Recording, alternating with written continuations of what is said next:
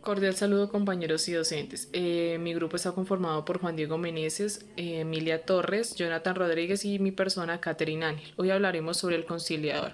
Este es un facilitador que tiene como tarea identificar el problema entre las partes, neutralizarlo y tratar de que éstas lleguen a un acuerdo satisfactorio, ya sea en equidad o en derecho. Tenemos un conciliador en materia laboral que es un tercero equitativo calificado y con una competencia exclusiva, que tiene como función orientar el trámite conciliatorio entre estas partes, que es el empleador y el trabajador, para que lleguen a un acuerdo y solucionen sus conflictos. Nos habla de una ley de la ley 640 del 2001, que en su numeral cuarto, en el artículo 8, nos habla que el conciliador estará obligado a motivar a las partes para que presenten fórmulas de arreglo con base a los hechos tratados en la audiencia. Tenemos el conciliador laboral, que es un garante del acuerdo que se suscribe. Su obligación es la de velar por los derechos ciertos e indiscutibles y por los derechos mínimos e intransigibles de los trabajadores. Bueno, tenemos los requisitos que deben cumplir estos conciliadores, los encontramos en la Ley 640 del 2001 y que tienen concordancia con la Resolución 2722 del 2005 del Ministerio de Interior y Justicia. Primero, tenemos como primero abogados conciliadores. Estos debe ser un abogado titulado, tener tarjeta profesional vigente, estar capacitado por la SMAC y estar inscrito en un centro conciliatorio. Tenemos como segundo estudiantes y judicantes conciliadores. Debe tener calidad de estudiante o judicante conciliador en la Facultad de Derecho de alguna universidad, estar capacitado en conciliación, están inscritos en un centro de conciliación del consultorio jurídico. También tenemos aquellos funcionarios conciliadores, que son los inspectores de trabajo, delegados regionales y seccionales de la Defensoría del Pueblo, agentes del Ministerio Público, personeros, jueces civiles o promiscuos municipales. Y la inscripción en estos centros de conciliación se debe renovar cada 2 años. Bueno, cuando vamos a presentar esas conciliaciones en materia laboral, los debemos presentar frente a los inspectores de trabajo, aquellos delegados regionales y seccionales de la Defensoría del Pueblo, agentes del Ministerio Público en materia laboral, o en caso de que no estén alguno de los anteriores, se presenta ante el personero o los jueces civiles o promiscuos municipales. Tenemos unas características de conciliador. Tenemos como primero la imparcialidad. Conciliador debe manejar un proceso conciliatorio desde una perspectiva global. Tenemos una neutral, que es donde el conciliador no debe inclinarse hacia ninguna de las partes. Tenemos una independencia, que es donde el conciliador no debe representar a ninguna de las partes y debe gozar de total autonomía frente a los sujetos de conflicto. Tenemos una objetividad, que es donde el conciliador debe ser objetivo y no tener ningún perjuzgamiento, tomar partido e inclinarse hacia alguna de estas partes. Como conocimiento y destrezas, tenemos que este debe tener un profundo conocimiento en el tema jurídico en que se desarrolla la audiencia, y tener habilidades específicas para identificar y realizar los conflictos. En materia laboral, el conciliador debe tener conocimiento en materia jurídico propio en desarrollo laboral, individual o colectivo, y de seguridad social. Bueno, tenemos el papel del conciliador. Este desempeña un papel que es el de ser director y guía de un procedimiento, citando a las partes involucradas y logrando que a través de una audiencia las partes lleguen a un arreglo. Su deber es el de representar y cumplir los principios de imparcialidad, neutralidad e independencia entre estas partes. En materia laboral se le debe dar protección especial que le da la Constitución y la ley a un trabajador. Continuando, es pertinente hablar de las clases de conciliadores que tenemos. La primera sería los conciliadores de los centros de conciliación, que estarían integrados por los abogados, los estudiantes y los judicantes. La otra sería los funcionarios conciliadores, que están compuestos por los funcionarios públicos, como lo son los inspectores de trabajo, los delegados regionales o seccionales de la Defensoría del Pueblo y los agentes del Ministerio Público. Adicional, también encontramos los notarios. El conciliador laboral eh, tiene que ser plenamente un conciliador en derecho, no puede ser en equidad, ¿cierto? Ahora bien, también encontramos otra definición, otra división, mejor, de conciliadores, como lo puede ser la judicial y la extrajudicial. Dentro de la judicial encontramos únicamente al juez en su labor de conciliación dentro del proceso. En el segundo, como ya lo mencioné, en el extrajudicial, vamos a encontrar diferentes, pero que también se enmarcan dentro de la segunda categoría que dimos de la primera división, como lo son los inspectores del trabajo, los delegados de la Defensoría del Pueblo, agentes del Ministerio Público, los personeros y los jueces civiles en sí. Bueno, al hablar de competencia, decimos que es un ejercicio autónomo de las partes, ¿cierto? Pueden solicitar una conciliación en cualquier lugar del territorio nacional, ante un conciliador que esté habilitado. Si bien es cierto, debe tenerse en cuenta que para efectos de una mayor eficacia y para dar cumplimiento a los principios de celeridad y de concentración, pues lo oportuno sería presentarlo frente al juez o al conciliador del territorio, el más cercano, ¿cierto? Para agilizar, aunque pues como ya mencioné, no existe ningún requisito que nos diga que tiene que ser frente a un juez especial. Bueno, también tenemos como siguiente, continuando, el tema que nos compete sería la selección del conciliador. ¿Cómo hacer esta selección? Este es un proceso también propio de las partes. ¿Por qué decimos que es propio de las partes? Porque se puede seleccionar a través de 4 maneras. La primera sería por un mutuo acuerdo entre las partes. La segunda se establece como la prevención, es decir, cuando se acude directamente a un abogado conciliador. La tercera es cuando el centro de conciliación lo designa. Y la cuarta y última sería por solicitud que se haga por una de las partes involucradas en el conflicto. Tratándose de una conciliación extrajudicial, es pertinente mencionar que generalmente o usualmente basta con la solicitud hecha por una de las partes, que por lo general es el trabajador. Es de resaltar y de tener muy presente que en materia laboral y de seguridad social, el conciliador tendrá que ser siempre en derecho y que se encuentre autorizado por el artículo 28 de la Ley 640 del 2001. Como último tema a desarrollar, hablaremos de las obligaciones que tiene el conciliador. Para hablar de estas obligaciones, vamos a tomar como fuente formal el artículo 8 de la Ley 640 del 2001. Y mencionaremos las obligaciones, siendo la primera citar a las partes a un acuerdo según lo previsto en la ley. La segunda, concurrir a quienes deban asistir a la audiencia. La tercera, ilustrar las comparecencias sobre el objeto, el alcance, los límites de la conciliación. La siguiente será motivar a las partes para que presenten fórmulas de arreglo. La siguiente es proponer fórmulas de arreglo. Si principalmente la función del conciliador está en motivar a las partes, cuando no se logre esto, él deberá proponer fórmulas de arreglo que se encuentren o que tengan criterios de equidad para ambas partes.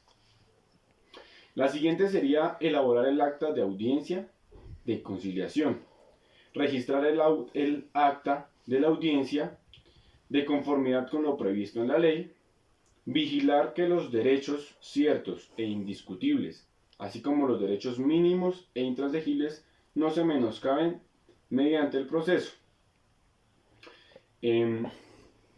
Hay ciertas condiciones adicionales a la ley para los conciliadores que se han determinado en 4. La primera sería comprobar si él es competente. La segunda, determinar si el conflicto que se ventila es susceptible de una conciliación. Pues, si él inicia un trámite en un conflicto que no está dentro de su jurisdicción o que el conflicto no se encuentra enmarcado dentro de una posible solución a través de la conciliación, él estaría incurriendo en una falta. La tercera sería verificar la legitimación de las partes. Que las partes que llegan al proceso sean las partes involucradas directamente en él. Y la última sería dirigir la audiencia de conciliación, manteniendo la debida neutralidad frente a la posición de las partes, para así lograr un fallo en equidad y en derecho. Gracias. Como noveno tema tenemos las inhabilidades. Las inhabilidades aplicables a los conciliadores deben tratarse desde dos perspectivas. En primer lugar, los conciliadores están sometidos a los preceptos generales contemplados en el Código Disciplinario Ley 734/2002 y en segundo lugar, a lo establecido en la Ley del 640/2001, la cual establece en el artículo 17 una inhabilidad especial para los conciliadores. El conciliador extrajudicial en materia laboral está, al igual que los demás conciliadores, inhabilitado para actuar como árbitro, asesor o apoderado de una de las partes intervinientes en la conciliación, en cualquier proceso judicial o arbitral durante un año a partir de la expiración del término previsto para la misma. Esta provisión es permanente en la causa en que haya intervenido como conciliador. Esto lo encontramos en el artículo 17 de la ley 640. Esta inhabilidad aplica solo frente al conciliador que conoció el conflicto en relación con las partes, no en relación con los apoderados que intervienen en la conciliación como asesores de las partes. Esto ya que la ley no indica expresamente y no pudiéndose hacer una interpretación extensiva en este sentido. De acuerdo con el primer marco normativo, todos los conciliadores, por el hecho de cumplir funciones públicas, administración de justicia, quedan sometidos al régimen disciplinario contemplado en los artículos 4 y 53 de la Ley 734 del 2002, mucho más cuando se trata de conciliadores que son servidores públicos, como el caso de los laborales. El artículo 55 de la misma ley consagra 11 tipos de faltas consideradas gravísimas al momento de ejercer funciones públicas. Al mismo tiempo establece que los árbitros y conciliadores se someten al régimen de faltas, deberes, prohibiciones, inhabilidades, incompatibilidades, impedimentos y conflictos de intereses de los funcionarios judiciales en lo que sea compatible con el ejercicio de la conciliación. Dicho artículo dispone: sujetos y faltas gravísimas. Los sujetos disciplinables por este título solo responderán de faltas gravísimas aquí descritas. Son faltas gravísimas las siguientes conductas. Primera, realizar una conducta tipificada objetivamente en la ley como delito sancionable a título de dolo por razón o con ocasión de las funciones.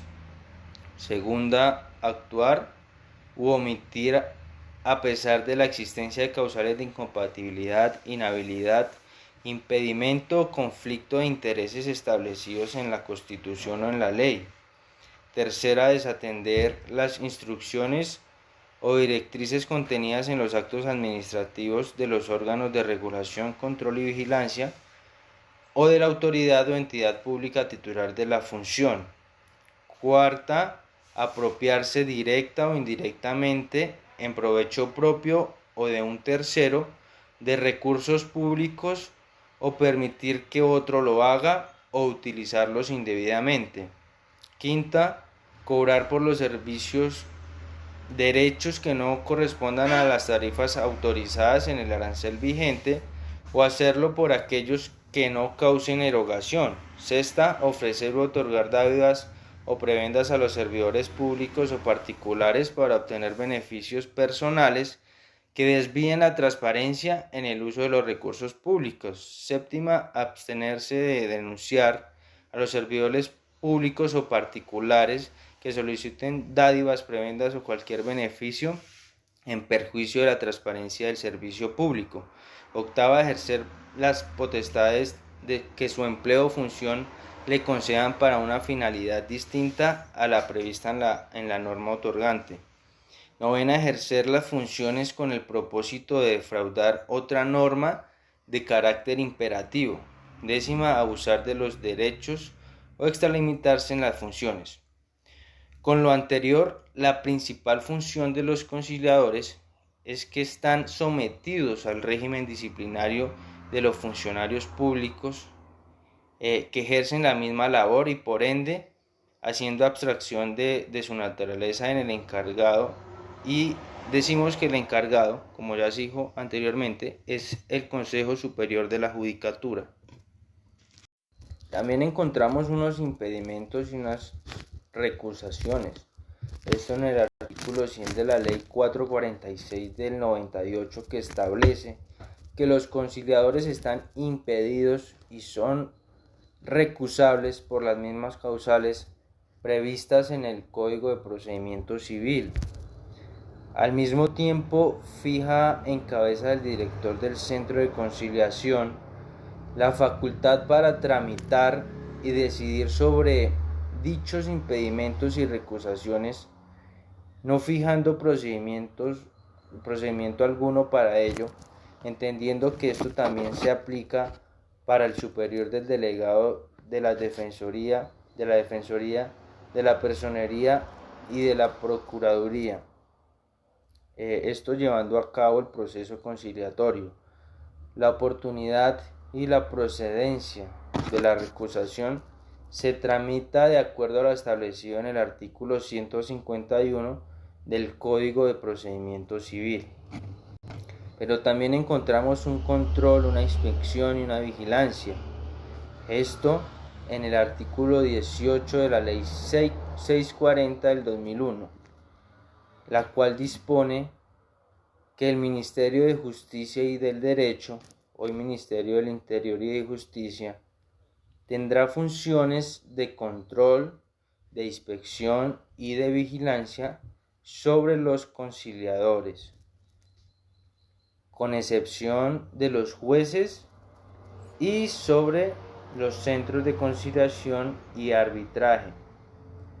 Para ello podrá instruir sobre la manera como deben cumplirse las disposiciones que regulen su actividad, fijando criterios técnicos y jurídicos que faciliten el cumplimiento de tales normas y así poder señalar los procedimientos para su cabal aplicación.